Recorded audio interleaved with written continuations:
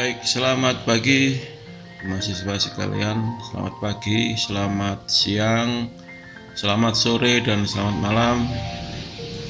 Assalamualaikum warahmatullahi wabarakatuh.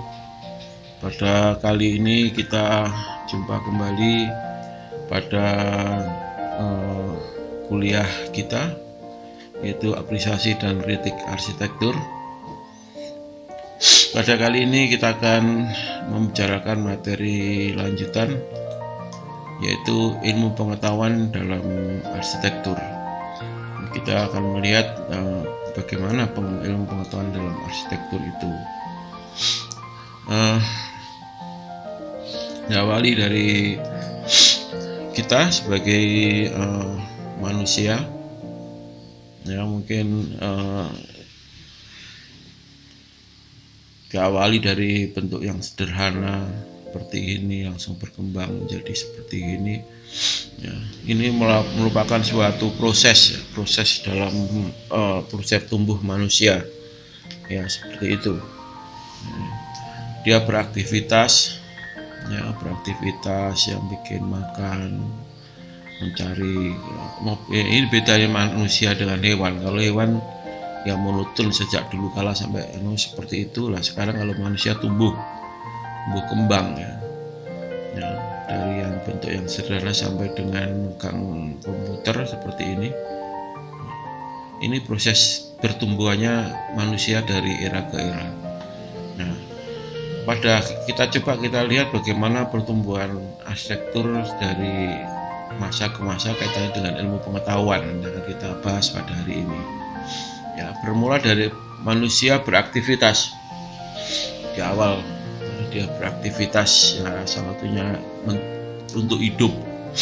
Nah, terus itu beraktivitas untuk berlindung. Nah, dia membuat tempat berlindung seperti ini. Nah, di awal inilah manusia mulai berarsitektur. Ya, dari pengalaman alam dengan kondisi alam lingkungan, dia berarsitektur, dia belajar, dia membuat pelindung untuk dirinya. Bagaimana agar berlindung dengan alam. Mungkin dengan kondisi seperti ini nggak bisa, dia harus sembunyi dalam sebuah bangunan. Maaf, saya sambil ngopi. Enak. Ya, dia mulai berarsitektur. Ya,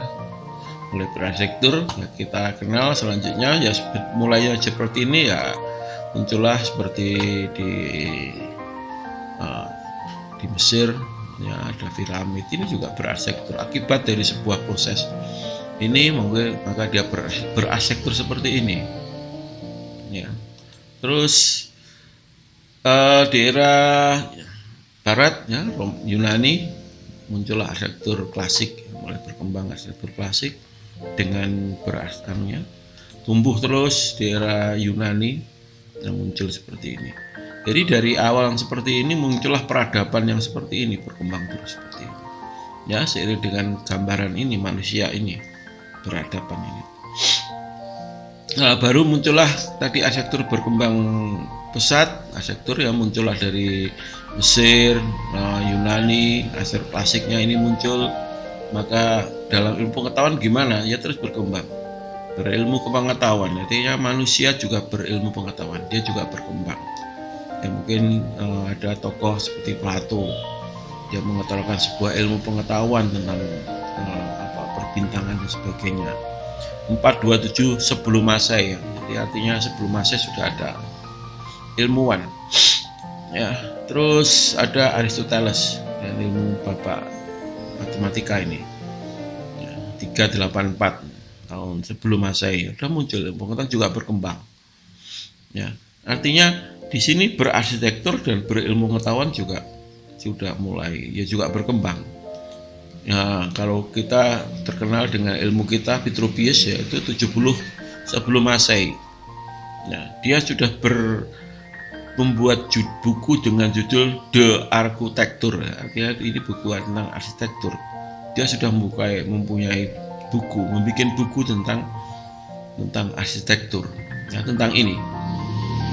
Ya, terus arsitektur dengan bukunya Vitruvius ini terus berkembang terus, ya kita kenal dengan era Romawi, ya kan ini Pantheon ini peninggalan Romawi, ya ini di awal Masehi muncul bangunan namanya Pantheon, terus dilanjutkan mungkin di selanjutnya Basilika, ya ini muncul arsitektur berkembang terus, ya akibat pengetahuan ya yang disampaikan oleh Vitruvius ini, dari bentuk yang seperti ini berubah menjadi seperti ini, nanti berkembang menjadi ini Byzantium ini, ya Bella Byzantium berkembang terus, ya terus ini Gotik muncul, terus ada Renaissance, semuanya ini berkembang dari era ini Yunani sampai ini terus dari kesimpulan sebuah teori yang disampaikan oleh Vitruvius ini yang dikenal dengan teorinya The Three Order of Classical Architecture. Ya, Vitruvius mengatakan tentang Firmitas, Utilitas, dan Venustas. Ini di awal tahun sebelum Masehi muncul itu Vitruvius. Pengetahuan sudah diberikan kepada beberapa arsitek untuk berarsitektur. Jadi dengan pengetahuan maka muncullah objek-objek arsitektur seperti ini. Era Romawi, Pantheon, Basilika, Byzantium, terus Gotik, terus ini Renaissance, muncul terus berkembang terus. Nah, ini yang terjadi dari sebuah pengetahuan berhasillah sebuah objek arsitektur yang seperti ini. Atau mungkin Vitruvius dulu sebelum memunculkan ilmu tulisan tentang The Three Order of Classical Architecture, dia melihat dulu bahwa ada arsitek yang seperti ini, maka dia membuat ilmu teori yang seperti ini. Nah, antara objek dan pengetahuan saling bergantian. Bisa menciptakan objek dengan ilmu pengetahuan, atau sebaliknya pengetahuan bisa diciptakan dengan melihat sebuah objek. Nah itu. Ini terus selanjutnya muncullah sebuah gerakan, sebuah hal yang tak terduga. Kalau dulunya ayem-ayem saja, ketika muncul era klasik, tidak dinyangka-nyangka, dinyala-nyala, muncullah yang dikenal dengan gelombang revolusi industri. Ya, revolusi industri ini adalah sebuah peristiwa yang bukan main di dalam kehidupan. Dengan ditemukannya mesin uap, ya kita bisa bergerak ya dengan cepat, mobilitas. Ditemukan mesin yang bisa berputar akibat sesuatu dia berputar akhirnya bergerak. Sesuatu yang berputar itu bisa merubah segalanya, bisa diciptakan listrik, bisa menciptakan gerak, bisa macam-macam. Nah ini dikenal dengan revolusi industri. Akibat revolusi industri ini muncullah industrialisasi, muncul pabrik-pabrik di mana-mana. Akhirnya kalau dulu manual caranya, dengan revolusi industri maka banyak dibuat industri, sesuatu bisa diindustrialisasikan. Akibat dari revolusi industri apa ini? Ini gerak yang bukan main ya, akibat mempengaruhi kehidupan manusia. Mungkin sebelumnya hidup itu dengan religius, kekuasaan dan sebagainya kemarin sebelum revolusi industri, ya era klasik itu. Maka setelah revolusi maka muncullah pabrikasi, muncul pabrik di mana-mana, pabrikasi muncul. Terus hasilnya apa? Produksinya meningkat. Produksi, jadi dia memproduksi sesuatu. Nah itu harus dipasarkan, harus dilakukan sesuatu, buruhnya banyak, terus mau diapakan, harganya bisa murah dan sebagainya. Ya, muncullah dari akibat pabrikasi ini muncullah permintaan bahan baku. Setelah itu muncullah pemasaran, gimana harus memasarkan. Ya, apa yang terjadi seperti hal ini? Ya, mobilitasnya harus muncul, mobilitas yang tinggi, harus jauh, bisa dijual jauh, ambil bahan baku di tempat yang jauh, mobilitas yang muncul. Ya, mobilitas bergerak. Itu revolusi sangat mendukung. Ya. Akibat revolusi industri juga muncullah urbanisasi. Ya, menarik, sesuatu di kota, di tempat industri itu menarik. Muncullah urbanisasi. Akibat urbanisasi itu akhirnya terjadilah rumah kumuh di sekitar sini. di sekitar pabrik-pabrik ini. Apa yang terjadi?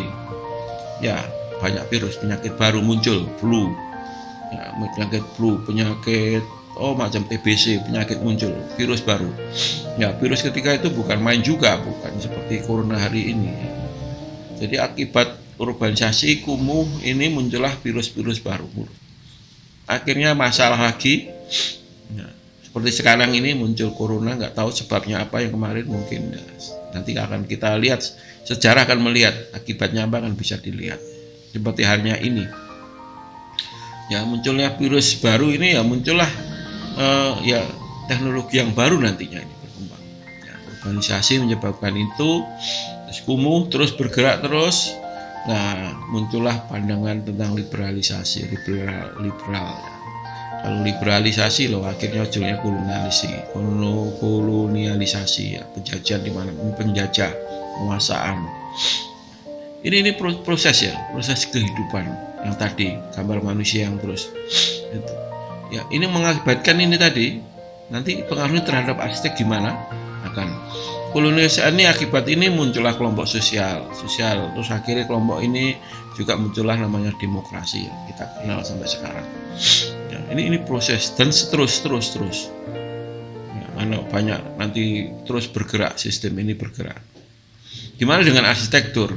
Ya, ketika akibat dari revolusi industri ini muncullah dengan generasi arsitektur baru. Ya, ini karya Louis Sullivan, ya, 895. Ya, ini bentuknya berbeda sama sekali dengan yang tadi klasik. Ya, dikenal karya Louis Sullivan. Apa dia? Pedomannya yang dia kenal dengan yang sangat terkenal form follow function teorinya. Jadi dia berteori. Ya, Louis Sullivan ini mempunyai teori form follow function. Ya, dari kondisi industrialisasi seperti ini, tadi seperti itu perkembangannya, terus berarsitekturnya seperti ini, dia berteori dalam berarsitektur dengan form follow function. Nah, ini dikenal dengan kelompok arsitektur modern, klasik sudah nggak dipakai. Jadi ini saya ngasih gambaran bagaimana perkembangan ilmu pengetahuan dibarengkan dengan kondisi sebuah keadaan alam lingkungan sekitar. Ya, tadi revolusi industri memunculkan yang tadi, ya, industrialisasi, urbanisasi dan seterusnya, muncul perumahan baru, butuh rumah yang banyak di tempat yang industrialisasi, maka perlu lantai banyak, gitu. Lantai tinggi ini muncul akibat itu tadi, akibat urbanisasi, akhirnya muncullah seperti ini, padat, lahan sekitar tanah sekitar pabrik menjadi mahal, maka harus ditingkat ke atas. Muncul teknologi baru, teknologi seperti apa, ada pabrik, ada ini, muncullah modul muncul lah, teorinya form follow function ini dimunculkan oleh Louis Sullivan, ya, dengan kelompok arsitektur modern. Muncullah tokoh-tokoh baru, Frank Lloyd Wright dengan karyanya yang banget berbeda sekali dengan era klasik. Frank Lloyd Wright, terus ada Walter Gropius, ya, dengan Bauhausnya, terus ada Mies van der Rohe, ya, terus ada Le Corbusier. Ya, ini tokoh-tokoh arsitektur modern. Ya, dia berarsitektur, ya, berarsitektur dengan form follow function ini teori. Apakah terus berhenti gitu? Enggak. Justru setelah era modern ini mulai banyak tokoh-tokoh yang berpendapat. Frank Lloyd Wright juga punya pendapat, Walter Gropius, Le Corbusier, ini semua punya pendapat. Nanti akan mempengaruhi bagaimana objek yang diciptakan dengan teori yang dia utarakan akan berkembang terus. Ya, pengalaman dia akan membentuk itu. Nah, seperti itu ya. Era modern berkembang, terus kita lanjutkan terus. Nah, ini kita lihat ilmu pengetahuan. Kalau kita lihat tadi, ya, ada ilmu pengetahuan, ada seorang arsitek, maka dia berkembang, ya, tidak mandek, berkembang. Nah, berkembangnya gimana? Karena apa berkembangnya? Karena pengalaman berkarya. Karena dia waktu itu mendesain, setelah mendesain dia terus ada sesuatu yang baru didapatkan, pengalaman. Yang kedua, pengalaman mengamati karya orang lain, bisa melihat-lihat karya orang lain, ya. Terus membaca pendapat ahli arsitek, gitu, Jadi dengan berkarya, mengamati karya lain, membaca pendapat ahli dengan arsitek, ya, maka yang terjadi adalah apa?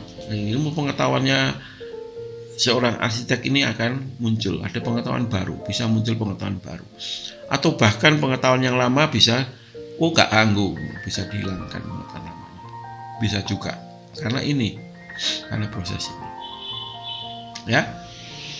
Jadi demikian, berkembang terus. Nah, ini contoh ilmu yang dimunculkan ya. Setelah era modern itu, akibat ini, ya, arsitektur punya pengetahuan, berkembang terus, ya, pengalamannya berkarya, pengalaman mengamati karya orang, membaca pendapat ahli orang lain, ilmu pengetahuannya baru muncul. Ini contoh beberapa teori baru yang muncul ya setelah form follow function itu banyak teori muncul. Ya, tentang cara berarsitekturnya seperti Mies van der Rohe itu dia membentuk teori dengan minimalis, ya, penyederhanaan bentuk. Ya. Terus kelompok yang Alvar Aalto juga bentuk sesuai dengan fungsinya dan bahan, fungsi dan bahan. Ini kelompok Alvar Aalto. Ilmu tentang Eero Saarinen ini pernyataan bentuk melalui struktur. Nah, ini juga ilmu teori tentang berarsitektur. Banyak muncul ya teori. Jadi setelah era klasik itu teorinya hanya satu yang dikatakan oleh Petropius. Maka setelah itu era-era ini muncullah teori-teori yang modern ya, akibat modern terus berkembang. Karena tidak hanya sekedar muter saja, nanti muncul terus teknologi berkembang terus, bukan main pesatnya ya. Modern dari era 1800 sampai 1900 itu perkembangan teknologinya bukan main.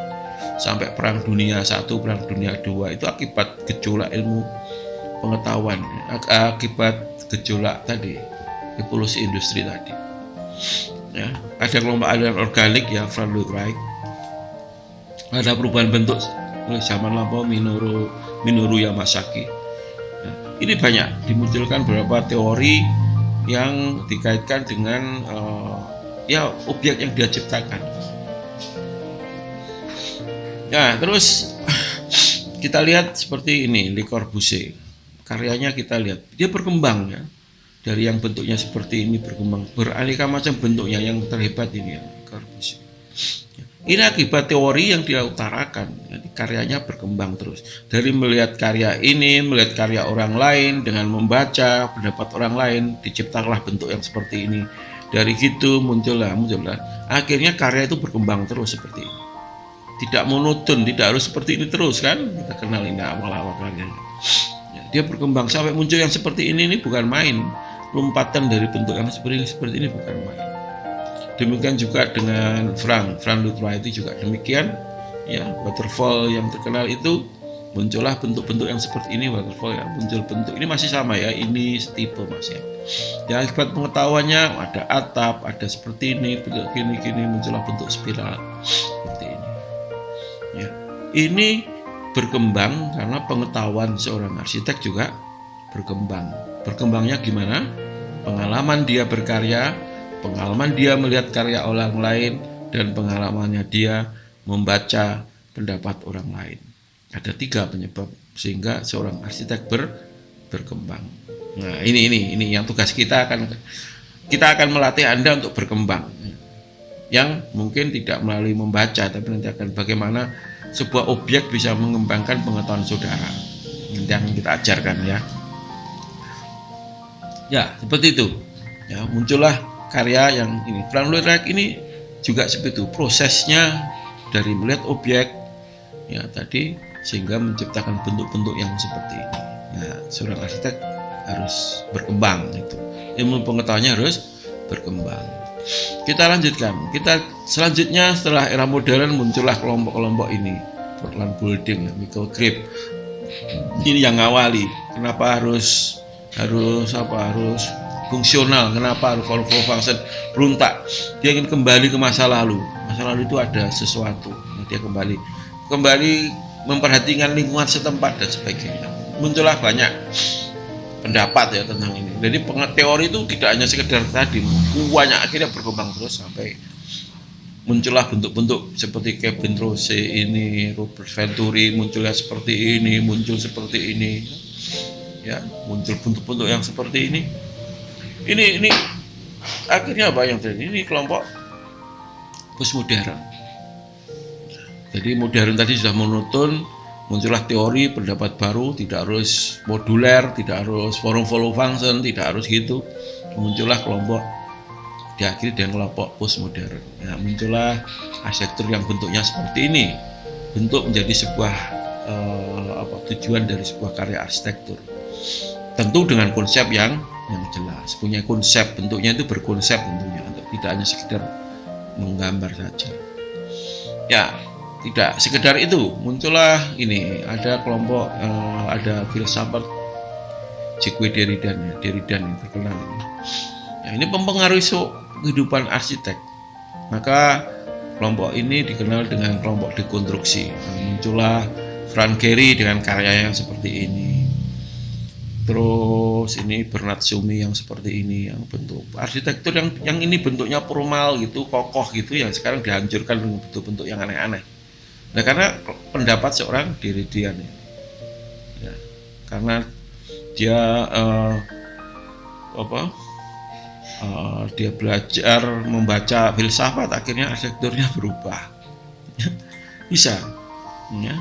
Nah, muncul ini Peter Eastman ya, terus ini Sahadid ya, terakhir Sahadid ya. Jadi kalau kita lihat perkembangan ini, jadi kaitan antara perkembangan arsitektur dengan pengetahuan sangat erat sekali ya. Ada objek arsitektur bisa dipakai untuk membangun eksperimen, pengalaman pribadi arsitek juga bisa mempengaruhi. Terus membaca buku yang lain juga bisa mengetahui, muncullah pengetahuan barunya si orang arsitek itu ditulis, nah jadi pengetahuan orang lain. Nah, jadi pengetahuan seperti itu berkembangnya.